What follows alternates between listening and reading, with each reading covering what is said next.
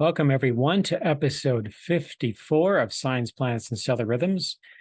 I'm your host, Erik Roth, shamanic astrologer, here with you to talk about this upcoming Aries Supermoon on September 29th of 2023. So this would be the fourth supermoon in a row we're going to get into, and just a couple of things. One, this is continuing my series here on Science, Planets, Stellar Rhythms, and I will be doing also, in addition to upcoming reviewing the month of October astrologically, some upcoming videos about the eclipses as well, which is, we're going to be getting the eclipse season in about 3 weeks or so. So look out for those upcoming October 2023. All right, so for this episode 54, we're going to talk about this full supermoon in Aries, and this is the fourth consecutive supermoon, along with looking at the natal chart as well as where it is in the night sky. So these are just the highlights, and we're going to go right into it here. All right, so where will it be? Right here in the Fish constellation. Here on the west coast of the U.S., it'll be happening at 3 a.m. Pacific time, officially 2:57 a.m. Now, just as a note, the moon does look full generally for about a 3-day period. So even though we can measure exactly when it's going to be at its most complete fullness, shamanically speaking, experientially, we are connecting with the full moon for about 3 days. And it's right here, this moon, which I've labeled as Luna, at 0 Aries is right here. It's near that equinox point. So at the time, the day of this recording, the September equinox, autumn in the north, spring in the southern hemisphere, this is the point where the sun reaches 0 degrees Aries, and the point where the sun moves from the northern hemisphere into the southern hemisphere. And that blue line across here, that's the Earth's equator projected into the sky. So here we have this full moon, and there's not really any planets nearby. We do have Saturn not too far away, just not far from setting at the time of the full moon, and then Jupiter higher up in the sky and a lot brighter than Saturn would be, but certainly not anywhere close to brightness of the full moon. And the Fish constellation will be the background, although a lot of that will be kind of washed out due to the brightness of the full moon. But you should be able to still see part of Pegasus, the Great Square, the star Menkar, and Jupiter and Saturn as well. And this is looking toward the western sky and a little bit to the south a little bit, as we're at the time of the exact full moon here. Again, this is happening at 6 degrees Aries. As I said previously, this is the fourth supermoon in a row. There were 2 in August that were actually closer by about 7,000 miles. So you visually or experientially really may not notice the difference in brightness. It's going to be roughly the same brightness as it was for the previous 2 supermoons in August.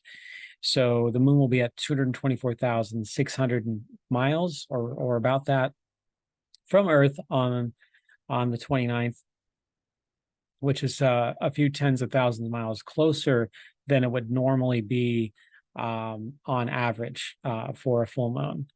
Astrologically, this is in the it's in the sign of Aries. So Aries is a sign that symbolizes the archetype of the rugged, independent, and actional force that is decisive and instinctual instead of thought. It's also called the harvest moon. So because it's the time of when we tend to, most places, August and September are the times of the final harvests. And I mean, there's some that go into October too, depending on what region of the globe you're in and what you're planting and so forth. So a lot of variables there, but this is usually the time of harvest, particularly in the northern hemisphere. Aries, on the other hand, is not about harvest. It's actually the somewhat opposite of that, in the sense that, except that if it's its mission and purpose to harvest things, it can, but it's much more about its own independence and what its mission is into this world, and it's instinctual. So it has nothing to do with thinking things through or taking time to decide things. Aries is instinct, intuition.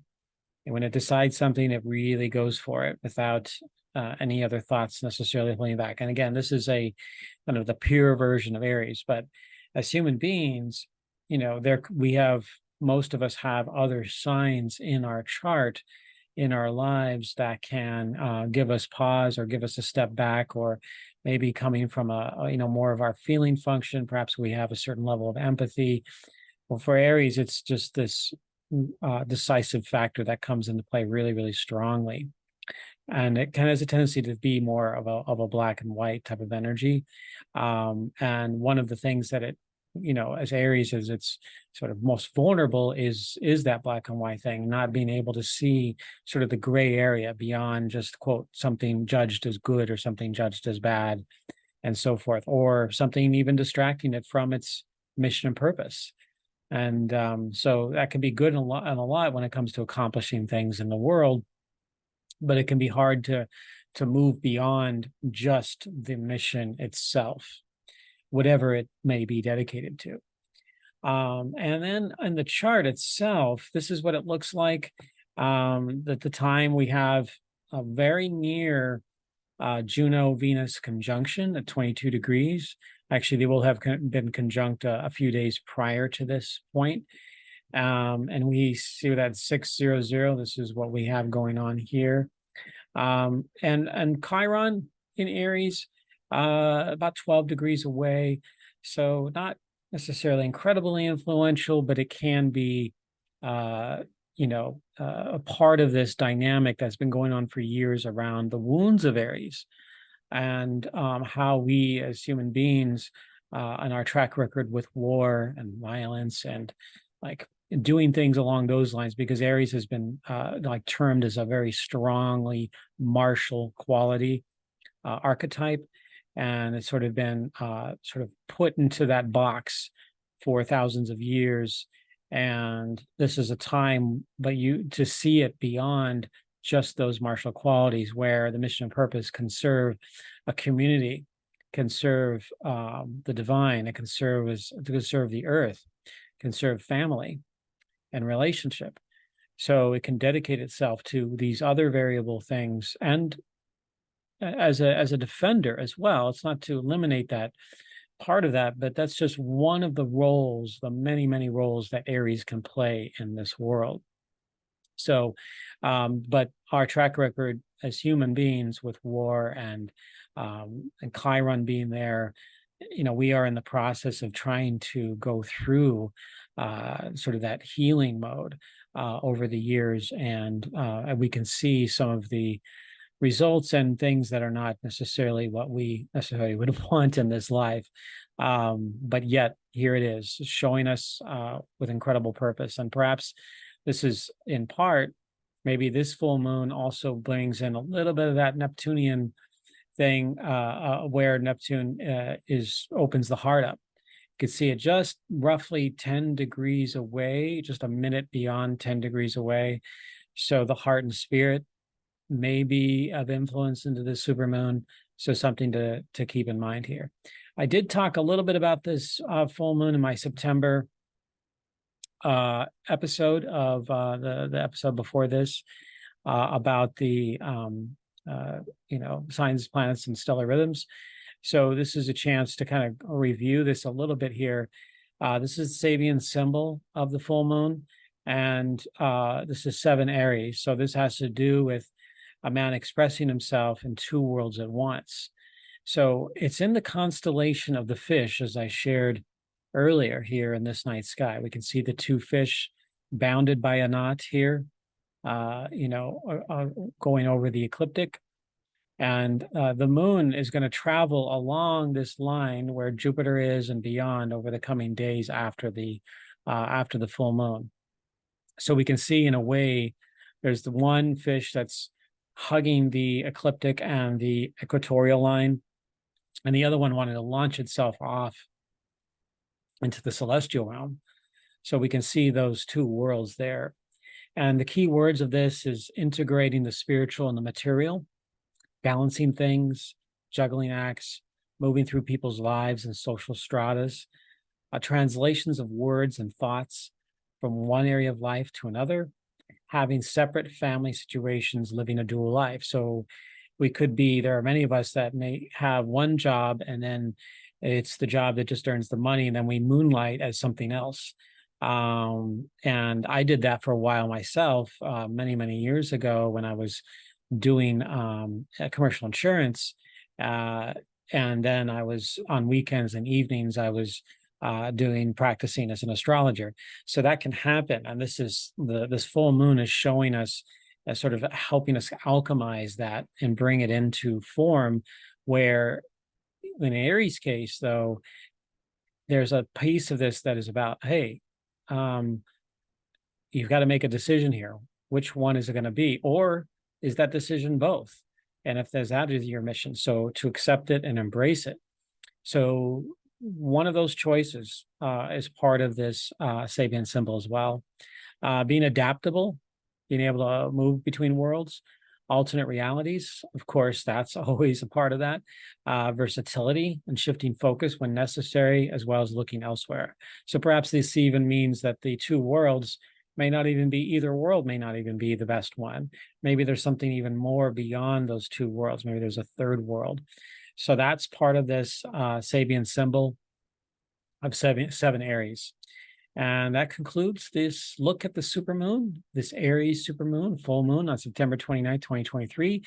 And you could reach me at inspiralnexus@gmail.com and my website inspiralnexus.com. And then you can also connect with a new online course that I'm teaching with Kaylin Castell at mystaralchemy.com. And you can look to my one of my previous videos. Within the last 2 weeks, I put it up with regarding the Stellar Gateways online course. That's the one that I'm going to be getting into, about these two gateways, one that leads to the gate of destiny, and the other one is our ancestral lineage gate. So take a gander at that. If that's something you like, go for it. And then with my channel, please like and subscribe if that's something that you want to go for, and watch and get more notifications around what I'm doing here. I'll be trying to create more videos, specific and shorter videos, as well as the longer ones with the month. And perhaps if there's a planet moving to a new sign, particularly an outer planet, or a review of the year, which will be coming up for 2024, look for that too. So more to come. And thank you all for watching, and I look forward to seeing you again soon. All right, take care, everyone. Happy full moon.